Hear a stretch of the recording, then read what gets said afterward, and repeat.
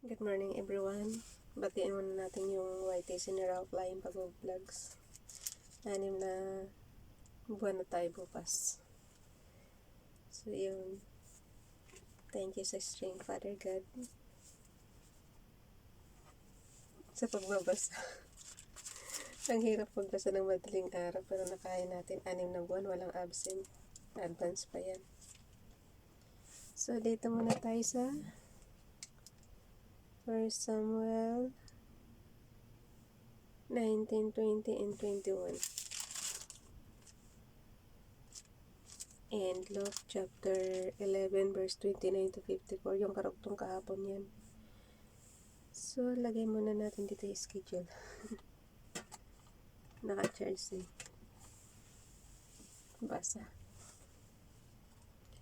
Saul tries to kill David. Oh, ito yung nagagawa ng jealousy talaga. So, chapter 19 na tayo guys. Saul told his son, Jonathan, and all the attendants to kill David.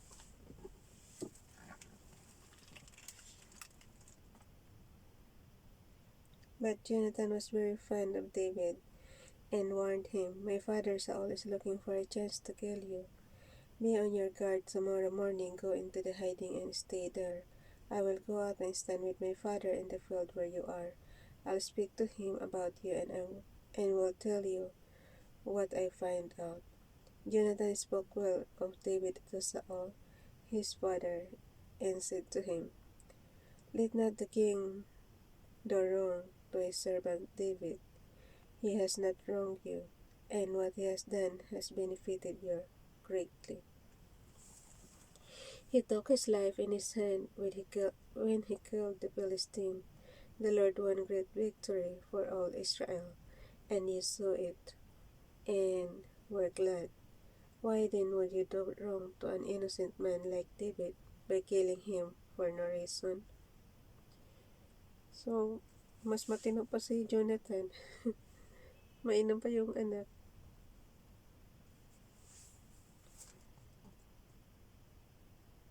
Saul listened to Jonathan and took his oaths. As surely as the Lord lives, David will not be put to death. So Jonathan called David and told him the whole conversation. He brought him to Saul, and David was with Saul as before. Once more, war broke out, and David went out and fought the Philistines. So, pero mo no, walang katapusang gera nung araw between Israel and Philistines. Ngayon kaya magkaibigan na yung dalawang bansa. He struck them with such force that they fled before him, but an evil spirit from the Lord came upon Saul as he was sitting in his house with his spear in his hand. While David was playing the harp, Saul tried to pin him to the wall with his spear, but David eluded him as Saul drove the spear into the wall. That night David made good his escape.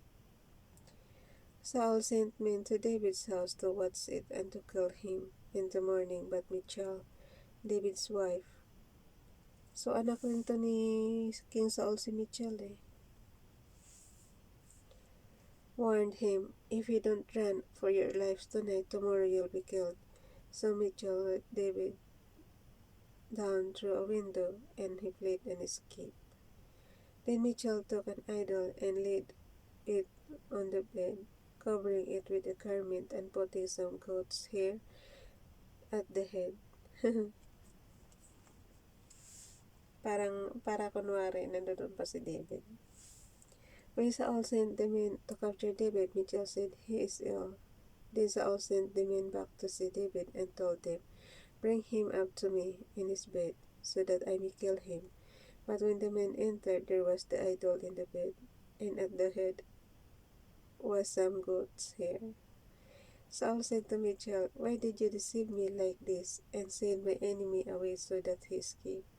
Michal told him, He said to me, Let me get away. Why should I kill you?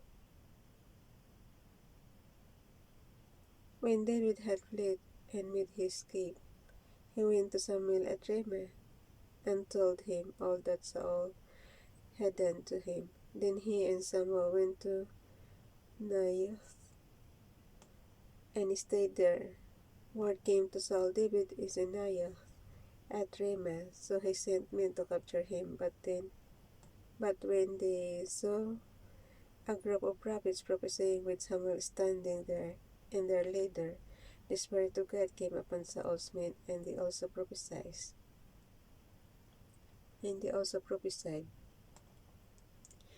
Saul was told about it, and he sent more men, and they prophesied too.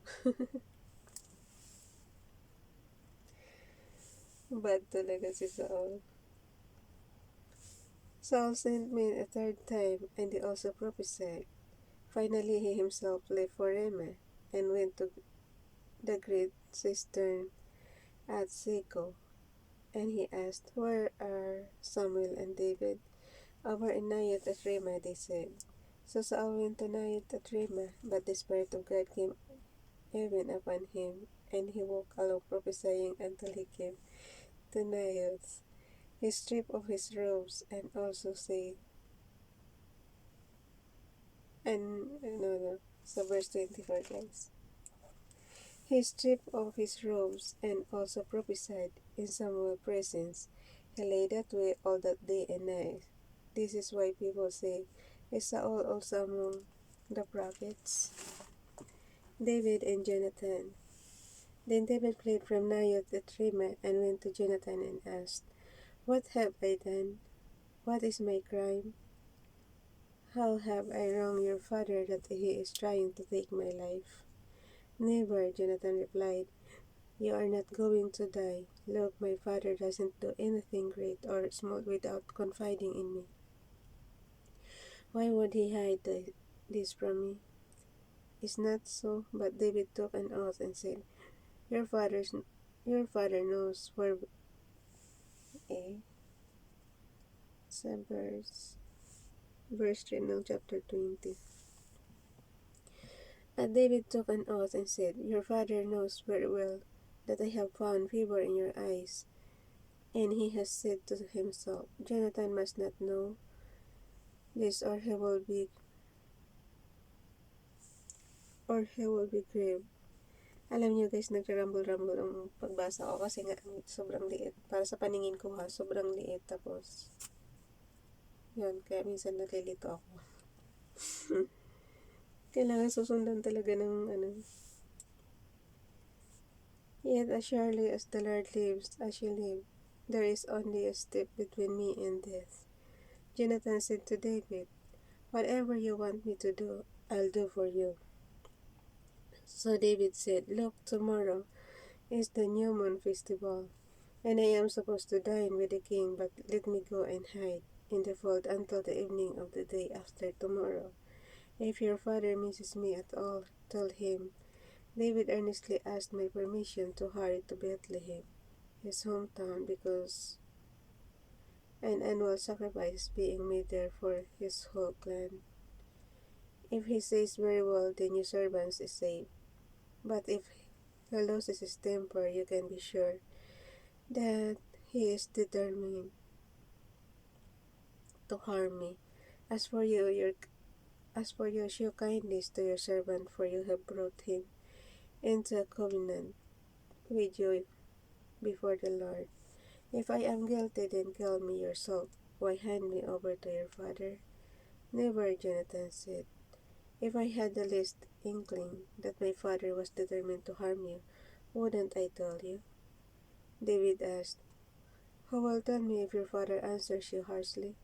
Come, Jonathan said. Let's go out into the field.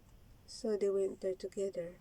Then Jonathan said to David, By the Lord, the God of Israel, I will surely sound out my father by this time, the day after tomorrow. If he is favorably disposed toward you, will I not send you word and let you know?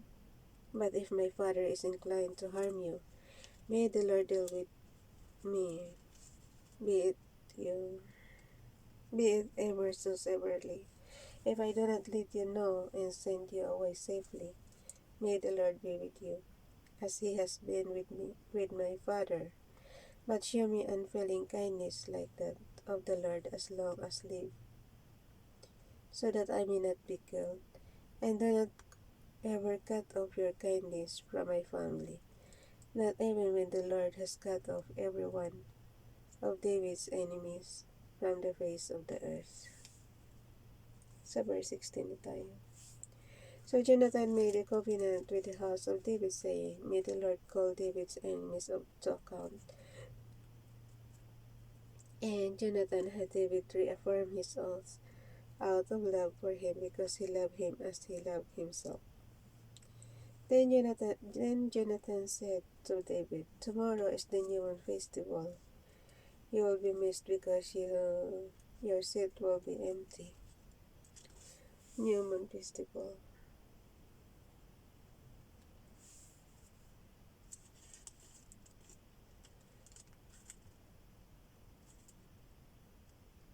You will be missed because your seat will be empty. The day after tomorrow, toward evening, go to the place where you hid, and this trouble began, and wait by the stone yourself. I will shoot 3 arrows to the side of it, and as though I were shooting at the target. Then I will send the boy and say, Go find the arrows. If I say to him, Look, the arrows are on this side of you, bring them here. Then come, because as surely as the Lord lives, you are safe. There is no danger. But if I say to the boy, Look, the arrows are behind you, then you must go, because the Lord has sent you away. And about the matter you and I discussed, remember, the Lord is witness between you and me forever. So David hid in the fold, and when the new moon festival came, the king sat down to it. He sat in his customary place by the wall opposite Jonathan, and Abner sat next to Saul. But David's place was empty. Saul said nothing that day, for he thought something must have happened to David to make him ceremonial unclean.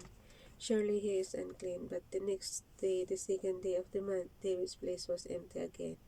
Then Saul said to his son Jonathan, Why hasn't the son of Jesse come to the mill either yesterday or today? Jonathan answered, David earnestly asked me for permission to go to Bethlehem. Ito yung usapan nila. He said, Let me go, because our family is observing a sacrifice in the town, and my brother has ordered me to be there. If I have found favor in your eyes, let me get away to see my brothers. That is why he has not come to the king's table. Saul's anger flared up at Jonathan, and he said to him, You son of perverse and rebellious woman.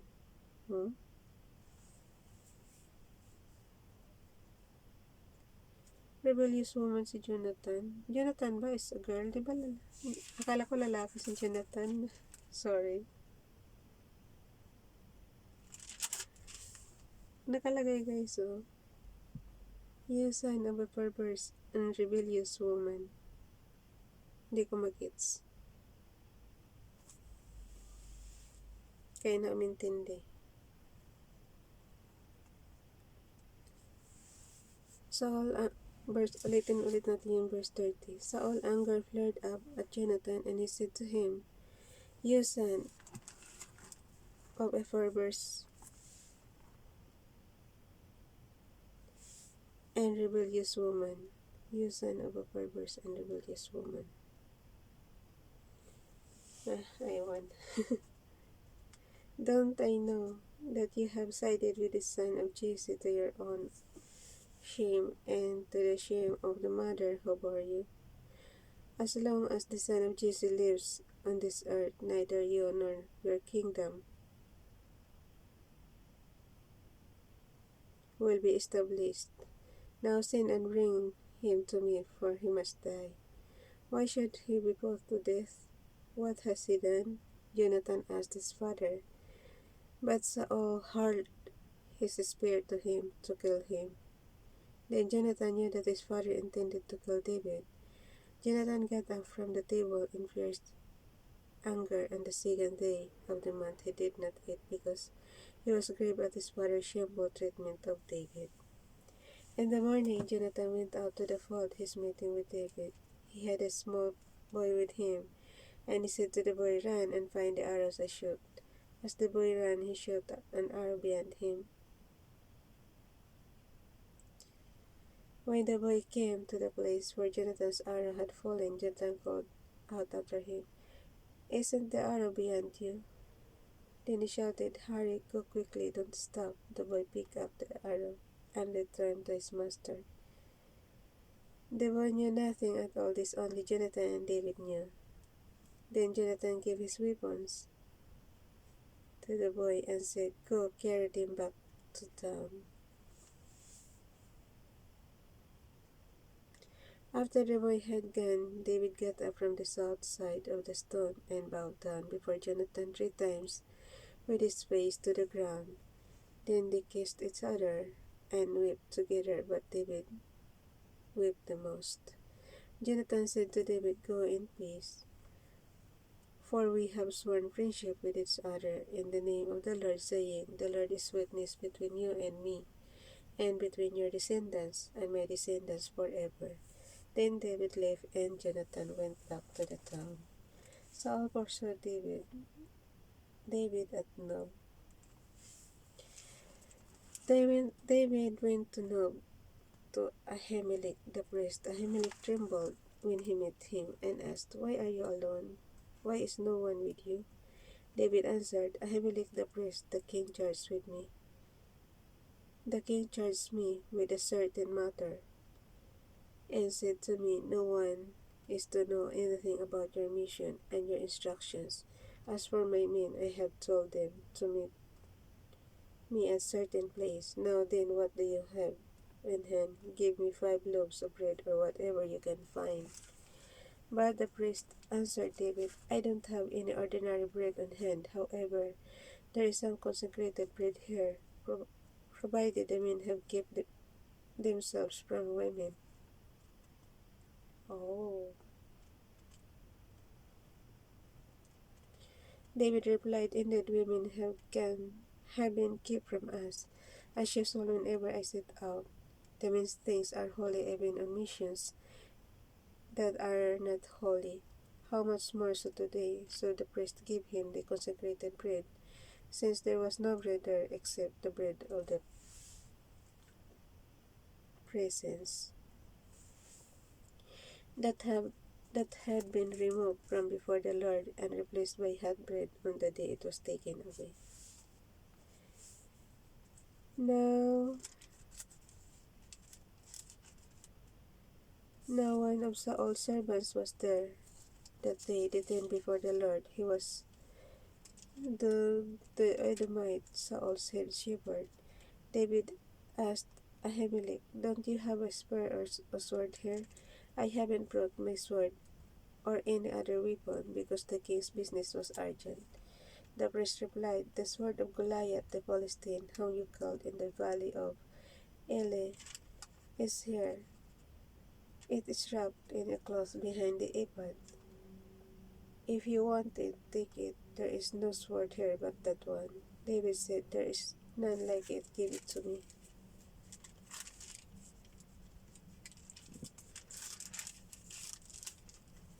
David at Gath.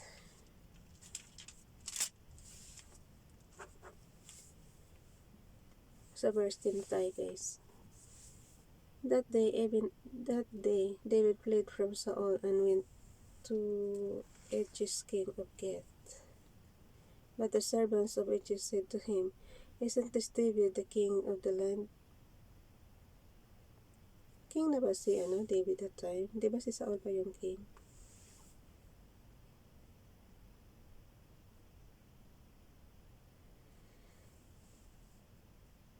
But the servants of Achish said to him, "Isn't this David the king of the land? Isn't he the one they sing about in their dances? Saul has slain his thousands, and David his tens of thousands." David took these words to heart and was very much afraid of Achish, king of Gath. So he pretended to be insane in their presence, and while he was in there, and, and while he was in their hands, he acted like a madman, making marks on the doors of the gate, and letting saliva run down his beard. Oh my God, kalir. Nagpanggap siyang madman eh.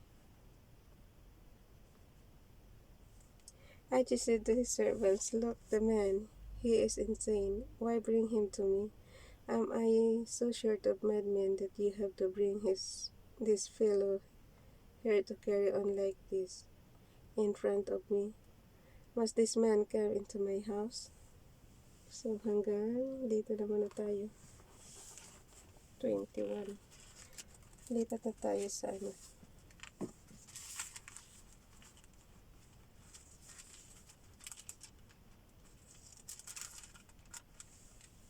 20, 21. So dito na tayo sa lock.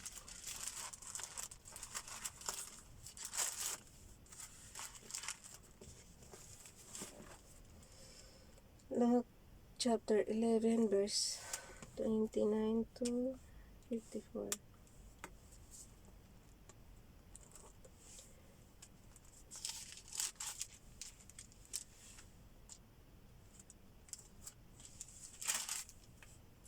Jesus warns against unbelief. As the crowds increased, Jesus said, "This is a wicked generation. It asked for a miraculous sign, but none will be given, except the sign of Jonah. Whereas Jonah was signed to the Ninevites, so also will the Son of Man to this generation. The Queen of the South will rise at the judgment with the men of this generation and condemn them, for she came from the ends of the earth to listen to Solomon's wisdom. And now one greater than Solomon is here. The men of Nineveh will stand up at the judgment with this generation and condemn it, for they repented at the preaching of Jonah, and now one greater than Jonah is here. No one Jesus teaches about the lights within. No one lights a lamp and put it in a place where it will be hidden or under a bowl. Instead, he puts it on its stand, so that those who come in may see the light. Your eye is the lamp of your body. When your eyes are good, your whole body also is full of light. But when they are bad, your body is also full of darkness. See to it then, the lights within you is completely lighted, as when the light of the lamp shines. Ay, mali. Lumaktaw na tayo guys. Sa verse 32 at 35. See to it then that the light within you is not darkness. Therefore, if your whole body is full of lights, and no part of it dark, it will be completely lighted, as when the light of a lamp shines on you. Sobrang liliit man talaga. Uy, sakit sa mata. Tiyaga ko lang talaga magbasa. Pero kung pocket box pa to kanina ko pa to natapos. Jesus criticizes the religious leaders. When Jesus had finished speaking, a Pharisee invited him to eat with him. So he went in and reclined at the table. But the Pharisee, noticing that Jesus did not first wash before the meal, was surprised. Then the Lord said to him, "Now then you Pharisees clean the outside of the cup and dish, but inside you are full of greed and wickedness. You foolish people, did not the one who made the outside make the inside also? But give what is inside the dish to the poor, and everything will be clean for you. Woe to you Pharisees, because you give God a tenth of your mint, rue, and all other kinds of garden herbs, but you neglect justice and the love of God. You should have practiced the latter without leaving the former undone. Woe to you, Pharisees, because you love the most important seats in the synagogues and greetings in the marketplaces. Woe to you, because you are like marked graves, which men walk over without knowing it. One of the experts in the law answered him, Teacher, when you say these things, you insult us also. Jesus replied, And you expert in the law, woe to you, because you load people down with burdens they had hardly carry, and you yourselves will not lift one finger to help them. Woe to you, because you build tombs for the prophets, and it was your forefathers who killed them. Mm. So you testify that you approve of what your forefathers did. They killed the prophets, and you build their tombs. Because of this, God in his wisdom said, I will send them prophets and apostles, some of whom they will kill, and others they will persecute. Therefore, this generation will be held responsible for the blood of all the prophets that has been shed since the beginning of the world.